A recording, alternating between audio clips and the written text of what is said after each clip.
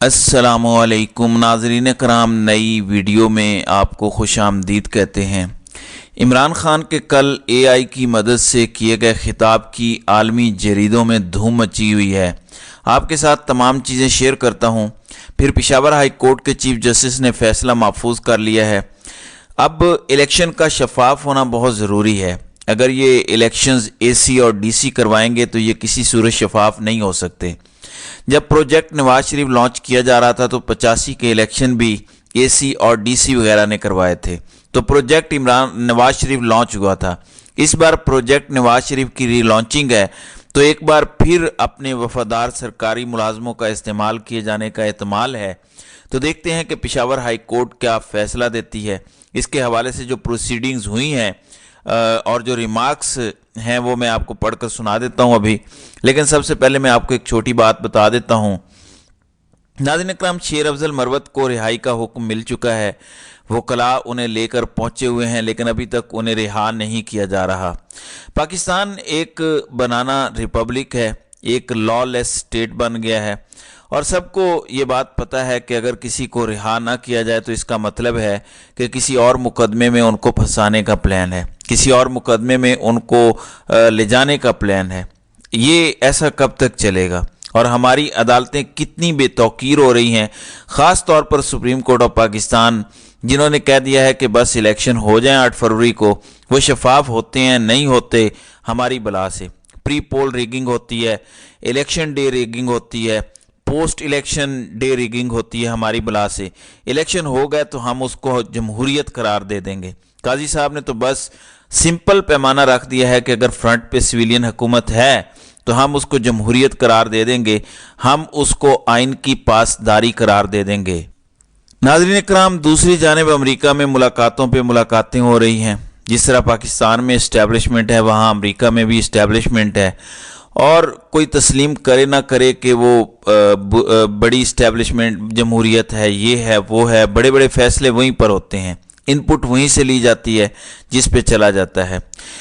ایک جانب یہ جس کو مائنس کیے بیٹھے ہیں، گوگل کا سرچ ریزلٹ اگر آپ چیک کریں، jailed Imran Khan uses A I craft speech to lure votes, یہ رائٹرز کی، گلف کی، بزنس اسٹینڈرڈ کی، اسٹریٹ ٹائمز کی، بزنس لائیو کی، عرب نیوز، ڈھاکہ ٹریبیون اور ہندوستان ٹائمز کی ہیڈ لائنز ہیں۔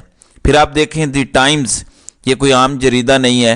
ٹائمز اس کے بارے میں کیا رپورٹ کر رہا ہے کہ Imran Khan delivered speech from behind bars using A I. اگر آپ آن لائن جریدوں کو کھول کر پڑھیں تو آپ حیران ہوں گے کہ آج کی ٹاپ سٹوری یہی رہی۔ عالمی میڈیا پہ دھوم مچی ہوئی ہے، جس کو یہ پاکستان میں مائنس کیے بیٹھے ہیں، جیل میں ڈال کے سمجھ رہے ہیں کہ اس کی کہانی ختم ہو گئی ہے۔ وہ برانڈ ہے، وہ جو بھی کرے گا، وہ چھینک بھی مارے گا تو وہ خبر بنے گی۔ 50 سال سے وہ شخص عالمی میڈیا پہ ہے، راج کر رہا ہے عالمی میڈیا پہ۔ اس کے بھارت سے بھی تعلقات ہیں، بجائے اس کے کہ ان تعلقات کو استعمال کیا جاتا، مغرب اور بھارت کے ساتھ تعلقات ٹھیک کیے جاتے، الٹا عجیب و غریب گیمز شروع کر دیے گئے ہیں، سودے شروع کر دیے گئے ہیں ملک کے۔ یہ کتنے افسوس کی بات ہے۔ ناظرین اکرام، عمران خان نے آج جیل سے ایک اور پیغام بھیجا ہے جو کور کمیٹی نے ابھی جاری کیا ہے، وہ بھی میں آپ کو پڑھ کر سناتا ہوں، لیکن پہلے جو پشاور ہائی کورٹ میں ہوا ہے شارٹ میں آپ کو بتا دیتا ہوں کہ مدعا کیا ہے۔ چیف جسٹس محمد ابراہیم خان کا کہنا ہے کہ خیبر پختونخوا میں 700 سے زیادہ 3 MPO کے آرڈرز کو ایشو کیا گیا۔ پشاور میں 147 بار 3 MPO آرڈر ایشو کیا گیا۔ 24 اضلاع کے ڈپٹی کمشنر اس تگ و دو میں بیٹھے رہے کہ ایک پارٹی کے لوگوں کو گرفتار کریں۔ کیا ایسے حالات میں شفاف الیکشن ہوں گے جہاں بار بار ڈپٹی کمشنر صاحبان 3 MPO آرڈر جاری کر رہے ہیں؟ اس بات کی کیا گارنٹی ہے کہ وہ اب تبدیل ہو جائیں گے؟ وکیل الیکشن کمیشن نے اس پر جواب دیا کہ ایک پارٹی بار بار خلاف ورزی کر رہی ہے، اس وجہ سے انتظامیہ 3 MPO کے آرڈر جاری کرتی ہے۔ سپریم کورٹ کو تو الیکشن کمیشن پر پورا اعتماد ہے۔ چیف جسٹس نے پوچھا کہ الیکشن کمیشن پر ہمیں بھی اعتماد ہے، یہ بتائیں کہ اگر اس پارٹی کا امیدوار کاغذات جمع کرانے کے لیے آتا ہے تو کیا اس کے ساتھ ویسا برتاؤ کیا جائے گا جیسے دوسری پارٹی کے ساتھ ہوتا ہے؟ اب ایڈیشنل اٹارنی جنرل ثناء اللہ نے بتایا کہ 3 MPO کا بیک گراؤنڈ 9 मई के वाक़यात हैं। इस पर चीफ जस्टिस ने कहा कि 9 मई तो गुजर चुका, अब क्या वजूहात हैं कि 3 MPO के ऑर्डर्स रोज़ाना जारी होते हैं। तो ये लंबी प्रोसीडिंग हुई है, फैसला महफूज हो चुका है। देखते हैं कि पेशावर हाई कोर्ट के चीफ जस्टिस कोई रिलीफ देते हैं या नहीं।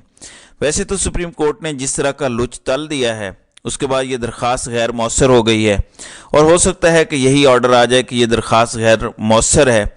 हो सकता है कि कोई ऑब्जर्वेशन आ जाए और बस कह दिया जाए कि ये दरख्वास्त गैर मौसर है। लेकिन अगर कोई पॉजिटिव इसका ऑर्डर आ जाता है कि अफसरान अदलिया से लिए जाएंगे, तो ये तो गेम चेंजर होगा। इसका दबाव सुप्रीम कोर्ट पे भी पड़ेगा, लाहौर हाई कोर्ट पे भी पड़ेगा, और सबको फिर जुडिशरी से अफसरान देने पड़ेंगे, और फिर ये बहुत बड़ी डेवलपमेंट बन जाएगी। नाज़रीन इकराम, इमरान खान ने कोर कमेटी के ज़रिए आवाम को पैगाम भेजा है, मैं आपको पढ़कर सुनाता हूँ। वोट देना हमारा जमहूरी, बुनियादी, दस्तूरी, कानूनी हक है। कारकुनान और आवाम 8 फरवरी को इंतखाबात की तैयारी करें। आवाम किसी को अपने वोट के बुनियादी हक पर डाका डालने की इजाज़त ना दें, और अपने वोट को महफूज तरीके से अपने फ़ैसले में ढालने का एहतमाम करें। इंतखाबात में इल्तवा या उनकी शफाफियत पर किसी किस्म का हमला मुल्की मफाद में नहीं।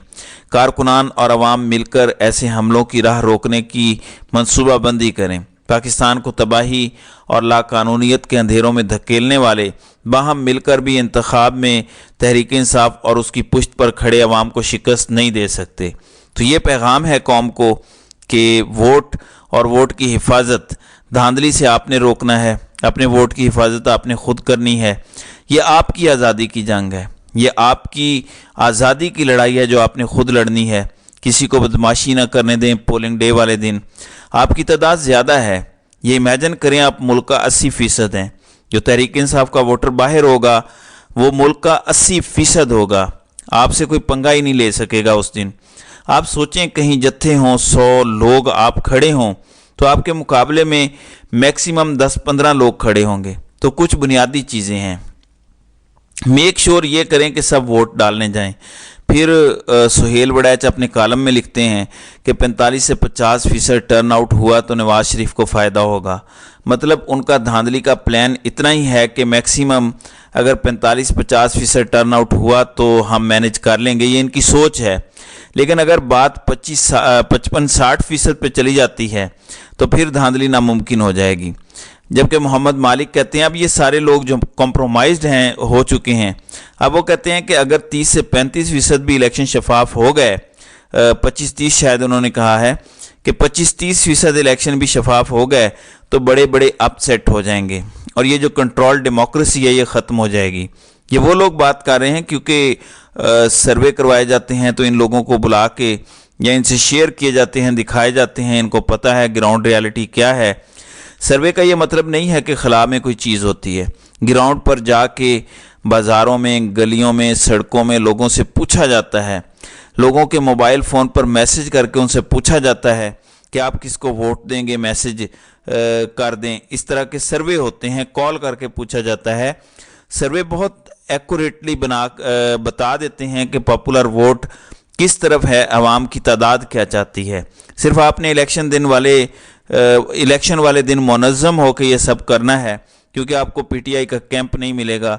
बहुत मुश्किल होगा कि ये पीटीआई का कैंप बनने दें, बहुत मुश्किल होगा। उखाड़ दिए जाएंगे, बैनर तो वैसे आपको नहीं मिलेंगे। इस बार टीवी पर भी पीटीआई का कोई ऐड आपको देखने को नहीं मिलेगा, लेकिन कैंपेन हो चुकी है पीटीआई की। वर्चुअल जलसे इसी तरह के ऑनलाइन होंगे, और उसमें आप देख लें कि कितने मिलियन लोगों ने देखा और कितनी उसकी धूम मची है आलमी मीडिया तक। कौन सी लोकल पार्टी है जो जलसा करती है या नवाज शरीफ की आलमी मीडिया तक खबरें लगती हैं, सवाल ही पैदा नहीं होता। इन लोगों की अहमियत ही नहीं है, सिर्फ कठपुतलियाँ हैं, माज इनसे कुछ काम निकलवाने हैं। आज़ादी भी हम सब की है, इमरान खान की नहीं है। वो हमारी आज़ादी की जंग लड़ रहा है, वो अपनी ज़िंदगी जी चुका है और एक आज़ाद इंसान की तरह जी चुका है। इस गले सड़े निज़ाम में भी उसने बादशाहों की तरह ज़िंदगी गुजारी है और एक साफ शफाफ ज़िंदगी गुजारी है। ये नहीं कि बादशाहों की तरह कोई करप्ट ज़िंदगी गुजारी है, क्रिमिनल ज़िंदगी गुजारी है, नहीं, शफाफ ज़िंदगी गुजारी है, लेकिन बादशाहों वाली गुजार दी है। अब ये हमारी जंग है, इसे हमने आगे लेकर चलना है। اب ایک خبر چل رہی تھی کہ تحریک انصاف کے اہم ترین لوگوں کا آئی ڈی کارڈ بلاک کر دیا جائے گا، پھر خبر آئی کہ کر دیا گیا ہے بلاک، پھر اس کے بعد یہ خبر چلنا شروع ہوئی کہ نادرا نے اس کی تردید کر دی ہے کہ کسی کا آئی ڈی بلاک نہیں کیا گیا۔ تو دیکھتے ہیں کہ صورتحال کس طرح سے ڈیولپ ہوتی ہے۔ تو ناظرین اکرام، آپ کی اس ویڈیو کے حوالے سے کیا رائے ہے؟ آپ اپنی رائے کا اظہار کامنٹ سیکشن میں ضرور کیجیے گا۔